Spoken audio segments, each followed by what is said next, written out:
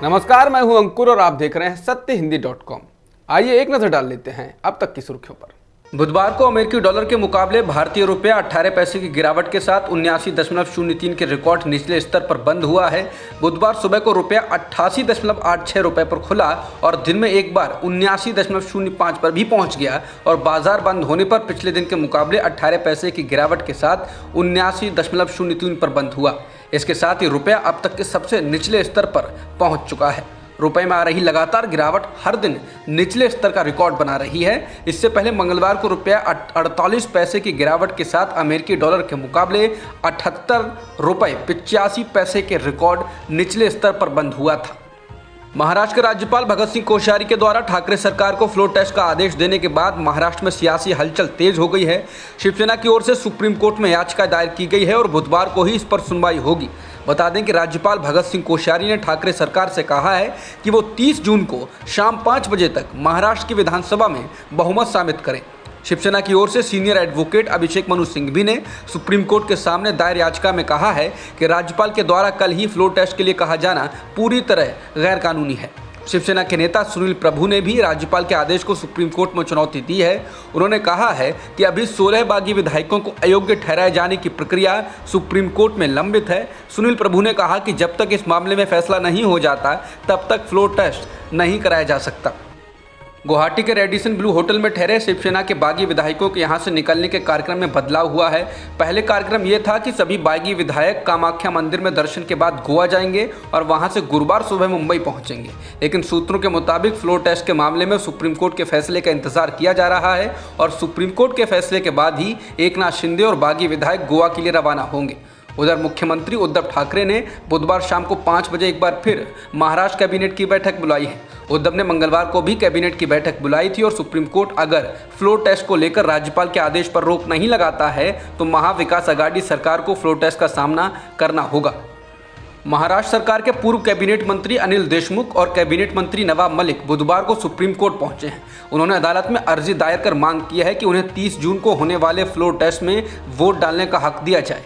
बता दें, नवाब मलिक और अनिल देशमुख जेल में हैं और इससे पहले उन्हें राज्यसभा और विधान परिषद के चुनाव में भी वोट डालने की अनुमति नहीं दी गई थी। तब शिवसेना ने कहा था कि नवाब मलिक और अनिल देशमुख महाराष्ट्र विधानसभा के सदस्य हैं तो फिर उन्हें विधान परिषद के चुनाव में मतदान करने से कैसे रोका जा सकता है। संजय राउत ने कहा था कि अदालत के पीछे कोई और खेल खेल रहा है। बिहार में राजनीतिक घटनाक्रम तेज हो गया है। ऑल इंडिया मजलिस इत्तेहादुल मुस्लिमीन यानी कि AIMIM के प्रमुख असदुद्दीन ओवैसी को बड़ा झटका लगा है। उनकी पार्टी के 4 विधायक बुधवार को बिहार में राष्ट्रीय जनता दल यानी कि RJD में शामिल हो गए। AIMIM ने नवंबर 2020 के विधानसभा चुनाव में 20 विधानसभा सीटों में से 5 पर जीत हासिल कर प्रभावशाली प्रदर्शन किया था, लेकिन अब इनमें से अख्तरुल को छोड़कर बाकी 4 विधायकों ने AIMIM का साथ छोड़ दिया है। RJD नेता तेजस्वी यादव ने इन 4 विधायकों को अपनी गाड़ी में बैठाया और खुद उन्हें स्पीकर विजय सिन्हा के चैम्बर में ले गए। इसके साथ ही अब बिहार की विधानसभा में राजद के 80, बीजेपी के 77 और नीतीश कुमार के 43 विधायक हो गए हैं। RJD अब प्रदेश में एक बार फिर से सबसे बड़ी पार्टी हो गई है। उदयपुर की घटना पर राजस्थान के मुख्यमंत्री ने कहा है कि आज उच्च स्तरीय समीक्षा बैठक की गई। पुलिस अधिकारियों ने बताया कि प्रारंभिक जांच में सामने आया कि घटना प्रथम दृष्टया आतंक फैलाने के उद्देश्य से की गई है। दोनों आरोपियों के दूसरे देशों में भी संपर्क होने की जानकारी सामने आई है। सीएम गहलोत ने ट्वीट कर कहा कि इस घटना में मुकदमा UAPA के तहत दर्ज किया गया है, इसलिए अब आगे की जांच NIA द्वारा की जाएगी, जिसमें राजस्थान ATS पूर्ण सहयोग करेगी। पुलिस एवं प्रशासन पूरे राज्य में कानून व्यवस्था सुनिश्चित करे एवं उपद्रव करने के प्रयासों पर सख्ती से कार्रवाई करे।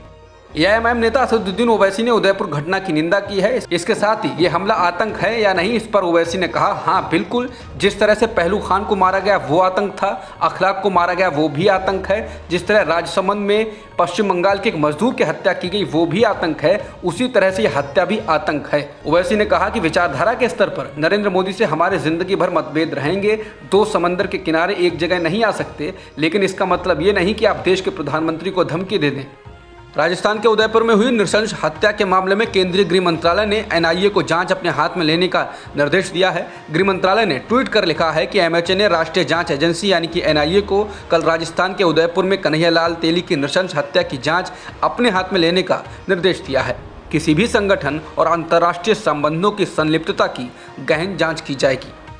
जमीयत उलेमाए हिंद ने मंगलवार को उदयपुर हत्याकांड की निंदा की और उसे इस्लाम और देश के कानून के खिलाफ बताया। जमीयत उलेमाए हिंद के महासचिव मौलाना हकीमुद्दीन कासमी ने उदयपुर में नृशंस हत्या की घटना की निंदा करते हुए इसे देश के कानून के खिलाफ और धर्म के खिलाफ बताया है।